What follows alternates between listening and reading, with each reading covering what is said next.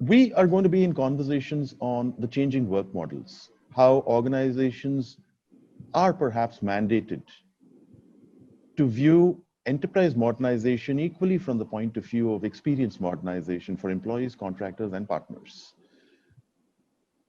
To kind of take this forward, Ragnar, I am going to come to you with the very first question is, if the first half of 2020 really, and it has been quite the year, uh, the first half of 2020 has been quite not what was initially imagined.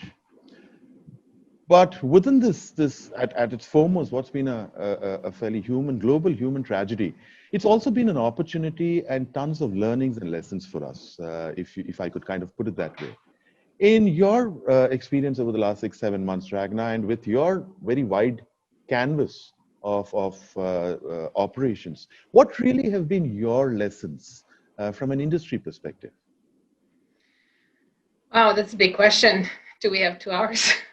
Um, it's been an interesting experience, I think, especially here in Asia, where a lot of people have not been in remote work settings in the past. So it was quite a bit of, I think, a culture shock, both to the employee base as well as the management, trying to figure out how do you keep the momentum going, how do you keep people motivated, how do you keep people from being scared? How do you remain engaged in these remote setups? Not everybody had a great setup for home. Not everybody had the Mhm. space or the quietness, right? And so looking after some of those very immediate and very human needs was, I think, a priority for most. I know that at Dell Technologies, we've had a number of senior management weekly calls, and our own personal managers were checking in with everybody to make sure that how we're doing as people. Are we okay? Are we scared? Are we sick? Do we have family members we need to care for? And I think that definitely humanized the workplace in a big way. We started seeing other people's homes, other people's children, family members, pets, and that I think is a positive, actually, despite the difficulty of trying to find a way to stay productive. Technology was definitely a big enabler, and it was definitely something that people who have considered remote working programs prior to this situation definitely had a huge return on their investment paid upfront right away, while others were probably navigating their way. And I think overall, I think it ended up being a fairly positive experience, much better than most have expected. And I think that the workforce has proven to the management that they're conscientious, that they are invested in their work, and that they are productive despite all these challenging aspects of remote work that was not pre-planned.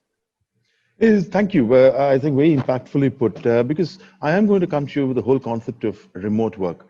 Dragna, I think what we've learned and what we are now experiencing is this whole concept of the distributed workspace, or the decomposition of everything that we used to call the geographical workplace, that perhaps today doesn't exist except theoretically. Uh, how much of that do you think is perhaps going to be a natural catalyst for emerging concepts of the future of work by itself? And when I kind of, from an analyst's perspective, look at the future of work, I look at culture at one end. And if I were to look at it in a three-pronged manner, there's culture, there's the workspace or the workplace, and of course, there's the workforce. All three of them have somehow got decomposed in ways that we never imagined. What's your view on that?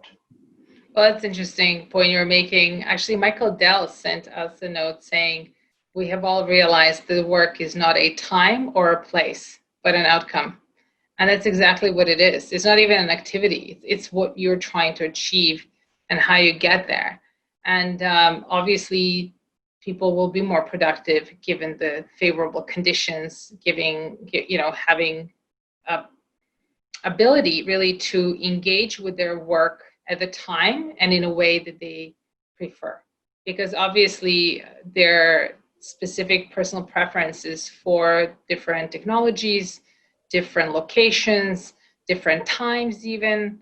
I know that I personally like to work later at night when I have to create something because it's quiet, there's no IMs coming in, there's no emails distracting me. I can actually really focus and get my stuff done. So having that flexibility and freedom, I think, is something that's quite valuable.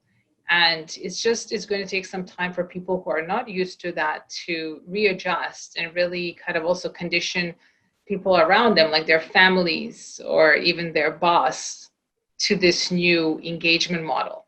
But I think all of that, like you astutely pointed out, is all kind of blending together. Like culture is a big enabler of this, and change management is a big enabler of this.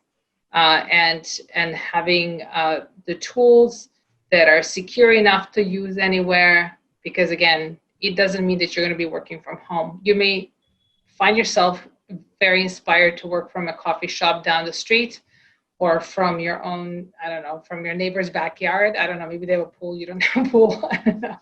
But whatever works. The key point is that we're getting what we need to get done, completed, and that we have a way to collaborate with those that help us be productive. So that's really, I think, the net of what we're striving for. And of course, for companies, as they're making investments, for these investments to show a return, is for people to adopt whatever is intended for their productivity. So if we give them new technology, we want them to adopt it and use it as it was intended. If we have a new work model, we have to make sure that everybody engaged in that work model understands what it is and understands the terms of engagement. And then, of course, as with every change, you have to reward the positive behaviors for majority, the first ones who adopted, and then you have to take away the old way of doing things so that people don't fall back into their comfort zone, right? So it is a big, I think, we as a, I think, human race are now facing big changes to our lifestyles, to our work styles. And that all is kind of going hand in hand with a lot of opportunity, but also some challenge too.